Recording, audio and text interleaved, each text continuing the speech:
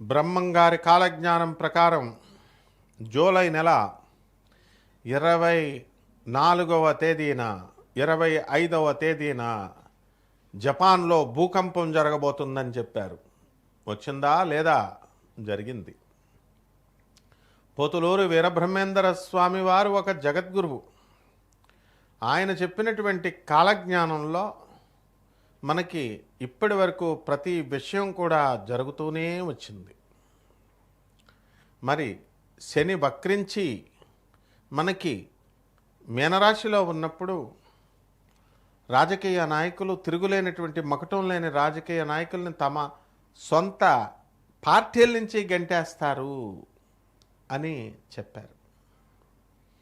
మమతా బెనర్జీని మరి కంచుకోట్లాగా ఉండేటటువంటి కలకత్తాని వదులుకోవాల్సినటువంటి వచ్చింది. తృణమూల్ కాంగ్రెస్ పార్టీని వాళ్లే ఆమెను బయటికి పంపించేయడం అనేటటువంటిది జరిగింది. ప్రజలందరినీ కూడా బాగా నిరంకుశంగా పరిపాలించి నియంతృత్వ ధోరణితో వెళ్ళినటువంటి వాళ్ళందరినీ కూడా చెప్పుల దండతో వేసి ఊరేగిస్తారు అని బ్రహ్మంగారు చెప్పారు కాలజ్ఞానం.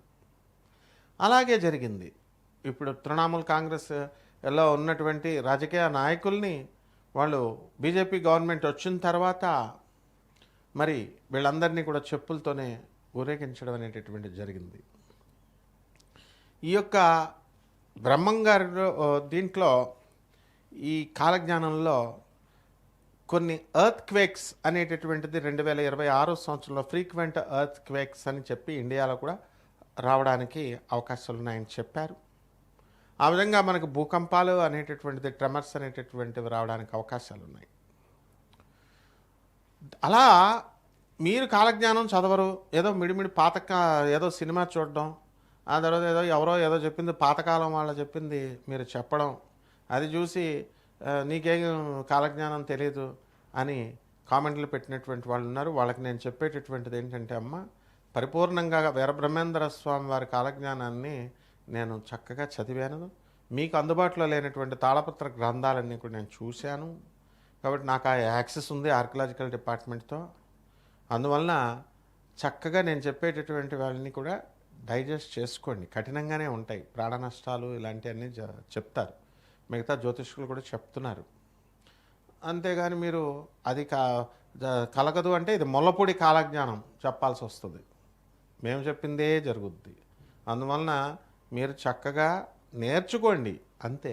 అంటే కాలజ్ఞానంలో పోతులూరు వీరబ్రహ్మేంద్ర కాలజ్ఞానంలో కూడా ఏమని చెప్పబడి ఉంది, శిష్యులకు గురువులు ఖచ్చితంగా వీళ్ళు నీతులు చెప్తారు అని. అంటే శిష్యుడు టీచర్స్ దగ్గర నేర్చుకోవాలి, గురువుల దగ్గర నేర్చుకోవాలి. శాస్త్రీయంగా చెప్పినప్పుడు, కఠినంగా ఉన్న ఓపెన్గా చెప్పినప్పుడు. అది లేకుండా మీరు సలహాలు ఇస్తున్నారా లేదా కొంతమంది, అదే ఇవన్నీ కూడా తోలు తీసేస్తానమాట. అలాంటివన్నీ నాకు చెప్తే మిగతా వాళ్ళకి చెప్పుకోండి. వెళ్ళి డిసిప్లిన్డ్గా ఆర్గనైజ్డ్గా మనం ఉండాలి, అదే జీవితానికి పరమార్థం అని చెప్పాడు ఆయన. ఇప్పుడు కలియుగాంతం జరుగుతున్నారు, భవిష్యమాలకి కరెక్ట్గా చెప్తోంది. భవిష్యమాలకి కాశీనాథ్ మహారాజు గారు, మరి శోభారాజు గారు అన్నమయ్య మరి పాటలు పాడి చక్కగా తిరుమల తిరుపతి దేవస్థాన విద్వాంసురాలు ఆమె. ఇటీవలే నేను కూడా చక్కగా ఈ భవిష్యమాలకి చక్కగా ఆయన మోహన్ బెహ్రా అని బెనారస్ నుంచి మనకి చెప్పడం జరిగింది. మొత్తం ఎప్పటికప్పుడు అప్డేట్ చేసుకుంటుంటారు. మా శోభమ్మ చక్కగా అక్కడ కాశీ వెళ్ళి చక్కగా ఫంక్షన్లో కాశీనాథ్ మహారాజు గారు భాగవత సప్తాహంతో పాటు ఈ యొక్క భవిష్యమాలకి యొక్క కార్యక్రమాల్లో పాల్గొని వచ్చారు. అరే ఇవన్నీ కూడా రీసెర్చ్ యాక్టివిటీస్ ఎప్పటికప్పుడు జరుగుతున్నాం, మీకు అప్డేట్ చేస్తున్నాం. సో దాన్ని డైజెస్ట్ చేసుకోవాలి. అంతేగాని బాగా తప్పులు చెప్పి అబద్ధాలు చెప్పేవాళ్ళు మాటలు వినడం, వాళ్ళకేమో నిజాలు చెప్పే వాళ్ళకి విమర్శిస్తే ఏం చేస్తాను, నేను తోలు తీసేస్తాను. Because I'm a teacher, I'm a professor. Pothuluru Veerabrahmendra Swamy direct శిష్యుడిని నేను. కాబట్టి పోతులూరు వీరబ్రహ్మేంద్ర స్వామి అర్థక్వేక్స్ వస్తాయన్నారు, వచ్చింది. జపాన్లో వచ్చింది, ఇండియాలో కూడా వస్తాయి, మీ ఊళ్ళో కూడా వస్తాయి. కాబట్టి నో ఎగ్జంప్షన్. ఎవరైతే ధర్మ మార్గంలో వెళ్తారో వాళ్ళకు మాత్రమే ఎగ్జంప్షన్స్ అనేటటువంటివి ఉంటాయన్నమాట. నెక్స్ట్, ఈ యొక్క హెవీ రైన్స్ ఉన్నాయి 2026లో అని చెప్పారు. వర్షాకాలం వచ్చింది. జూన్ 25వ తేదీ జరుగుతోంది. ఇప్పుడు మనం వచ్చేసాం. మీరు వస్తాయి. అండ్ పంటలు అనేటటువంటివి మొత్తం అంతా కూడా రైతు కంటే కూడా ఏజెంట్స్కి, కమిషన్ ఏజెంట్స్ ఎక్కువ సంపాదిస్తారు అని చెప్పారు 2026లో. సో టమాటా పంట, మిర్చి పంట ఎక్కువగా రేటు పెరుగుతుంది అన్నారు. ఆనియన్స్ పంట పెరుగుతుంది. కాబట్టి రైతులు, నేను చెప్పేది విని కాలజ్ఞానంలో నువ్వు చదవలేదు కదా, ఎవడో ఏదో పుస్తకం పట్టడం, 4 పద్యాలు, పాతకాలం పద్యాలు పాడేయడం, గడ్డాలు వేసుకొచ్చేయడం, చెప్పడం, ఇది కాదు. ఇది రీసెర్చ్ అండ్ డెవలప్మెంట్ వింగ్. ఇది పోతులూరు వీరబ్రహ్మేంద్ర స్వామి ఆర్కలాజికల్ డిపార్ట్మెంట్ పుస్తకాలన్నీ, తాళపత్ర గ్రంథాలు అవన్నీ కూడా మా దగ్గర ఉన్నాయి. అవి చూసి చెప్తున్నటువంటి మఠం వాళ్ళే మమ్మల్ని సంప్రదిస్తూ ఉంటారు. ఆ యాక్సెస్ మనకుంది. కాబట్టి ఈ భూమి యొక్క రేటు డౌన్ అవుతుంది 2026 సంవత్సరంలో.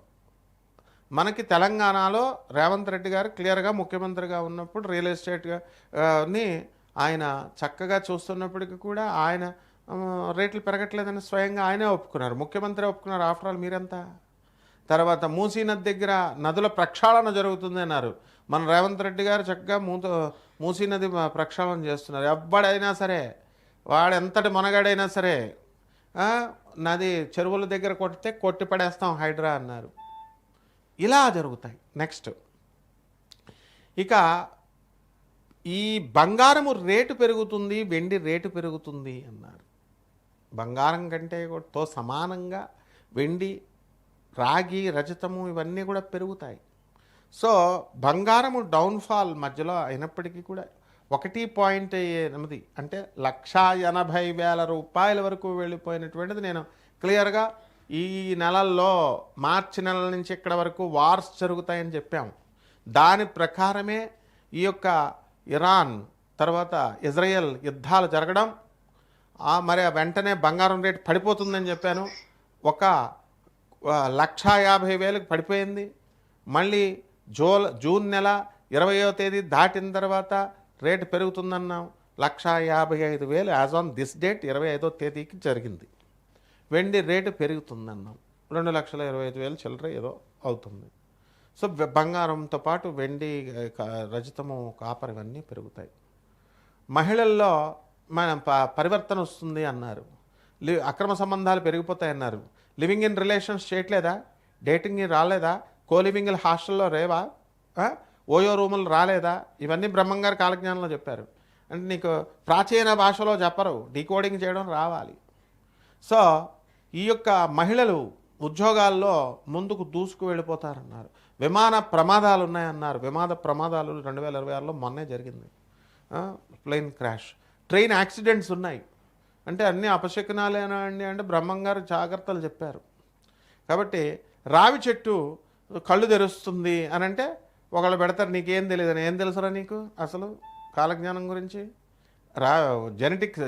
జీన్స్ ప్రాబ్లం వల్ల చెట్లు అనేటటువంటివి ఇలాగా కళ్ళు తెరిచినట్టుగా వస్తాయన్నమాట. బొబ్బాస్కాయ వినాయకుడిలాగా ఇలాంటి వింతలు అనేకము జరుగుతాయి అన్నారు. వేప చెట్టు నుంచి పాలు వస్తాయి అన్నారు. జరిగింది ఇవన్నీ కూడా. బట్ ఇంకా అనేకమైనటువంటి విషయాలు బ్రహ్మంగారు చెప్పారు. మనం ఒక కాన్సెక్యూటివ్ సిరీస్ లాగా మనం తెలుసుకుందాం. శుభమస్తు.